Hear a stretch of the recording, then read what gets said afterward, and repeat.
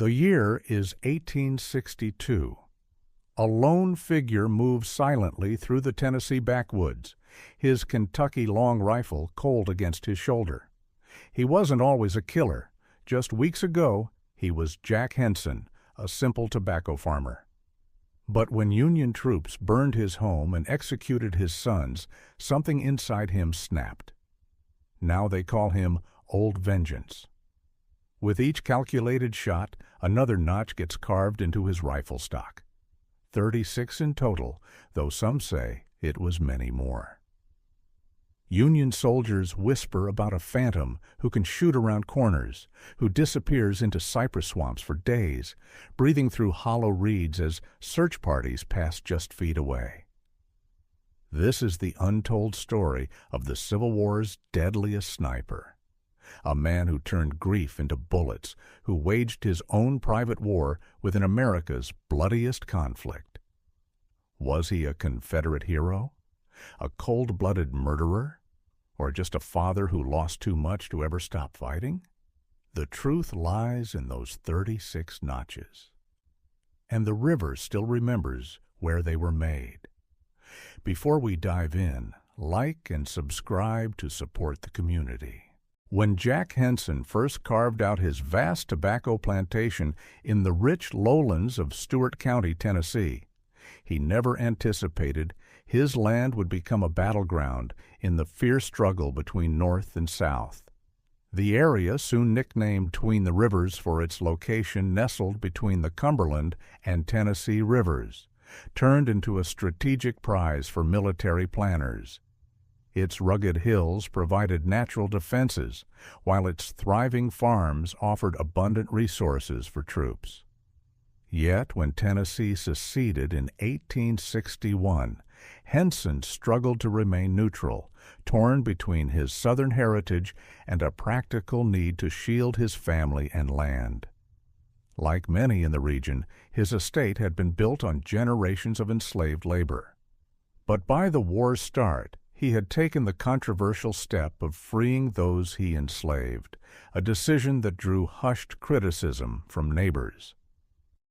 Some of the formerly enslaved stayed on as paid workers, an uneasy compromise born of necessity and tentative trust.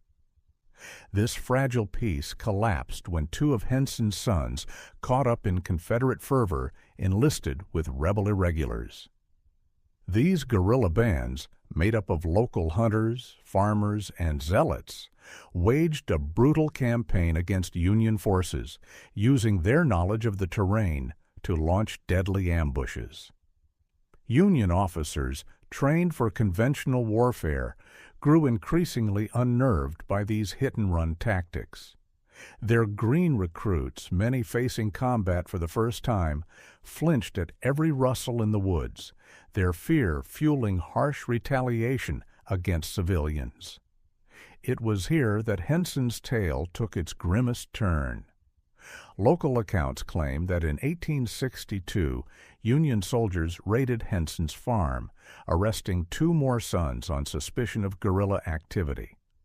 Legend says the boys were executed on the spot, their severed heads displayed as a warning. But as with many Civil War stories, the line between fact and myth remains blurred. No official records corroborate the atrocity, leaving historians split. Was this the event that turned a neutral farmer into Old Jack, the infamous Confederate marksman?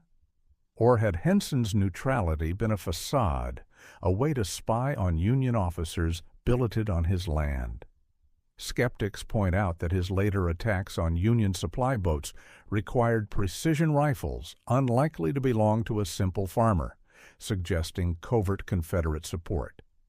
Others argue that the loss of his sons, whether in battle or by alleged execution, mirrored the suffering of countless Southern families, pushed to extremes by the cruelties of war. What's certain is that Henson's story reflects the war's devastating toll, where geography dictated survival and neutrality became an unattainable ideal. Henson's farm, nestled along the Tennessee River, briefly hosted an unwelcome guest, Union General Ulysses S. Grant. During the 1862 campaign, Grant's officers occupied the property, their presence a bitter irony given Henson's later notoriety. This occupation marked his breaking point. While historians debate his exact motives, most agree Union policies fueled his fury. Under military necessity, troops stripped farms bare, seizing crops and livestock, leaving families to starve. Even emancipation twisted into cruelty. Freed laborers were forced into backbreaking work for the army, exchanging one master for another.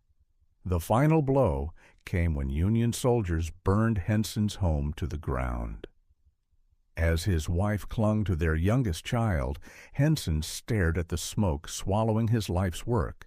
A man who had built everything with his hands, now left with nothing but the rifle he'd hidden in the hay.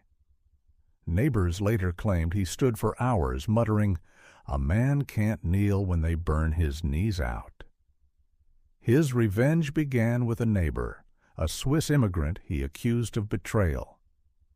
Confederate loyalists had whispered the man's name to Union patrols. What began as a quarrel over a property line in '58 turned lethal on New Year's Eve, 1862. Henson found him by an icy creek, the single report of his Kentucky rifle splitting the winter air. The gunshot rolled through the same hollows where they'd fished as boys, a private war inside the nation's unraveling. Now fully pledged to the rebel irregulars, Henson became a ghost of the riverlands. He studied the Tennessee's sluggish curves, memorizing where Union gunboats labored against the current, their paddles churning water to froth. Patient as a heron, he'd wait for days in the limestone cliffs until some gold-braided officer strode onto deck. Then Old Vengeance, his .50 caliber rifle, would answer with Old Testament certainty. Each kill earned a knife scar in the walnut stock. Union soldiers traded wild stories of a phantom who could bend bullets around trees, though the truth was plainer. Henson knew these waters like his own breath, every eddy, every sycamore's shade. By war's end, the tally reached 36, though grizzled regulars in crossroads saloons swore it topped 100. His legend crested when he guided Nathan Bedford Forrest's cavalry through backcountry trails to torch Johnsonville's Union Depot in '64. As fire swallowed mountains of bacon and bullets, Henson stood apart, a planter turned pyre-lighter, watching his enemy's supplies curl into smoke. The Union posted $300 in gold for his head, a fortune that lured bounty hunters and turncoats. Yet Henson outmaneuvered them all, once spending 3 days submerged in a cypress swamp, breathing through a reed while search parties combed the banks. Peace brought no mercy. His son Robert, who'd led guerrilla strikes in his father's footsteps, died in a Union ambush weeks before Appomattox. 2 daughters succumbed in a drafty refugee hut, their coughs deepening with each frost-laced dawn. He buried them near the blackened bones of his porch, their graves stacked with river rocks. Reunited America had no room for his kind. Reconstruction Tennessee wanted tales of unity, not a hollow-cheeked widower who'd once dropped Union officers like tin targets at a shooting gallery. Only in the 1920s did historians dust off his name from pension records and widows' letters, stirring arguments. Was he a guerrilla patriot or a bloodied killer? A homestead defender or a man too broken to quit? Today, his rifle sits in a Nashville museum, the notches worn smooth by decades of fingertips. Docents call him the war's deadliest marksman, but old river families still speak his name low. How war twisted a tobacco man into a revenant, how vengeance once lit outlasts any hearth fire. 36 notches, 36 lives. But Jack Henson's real cost isn't etched in wood. Ask yourself, how many fathers became assassins?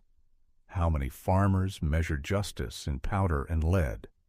And what does it take for a man to swap his plow for a rifle he can't lay down?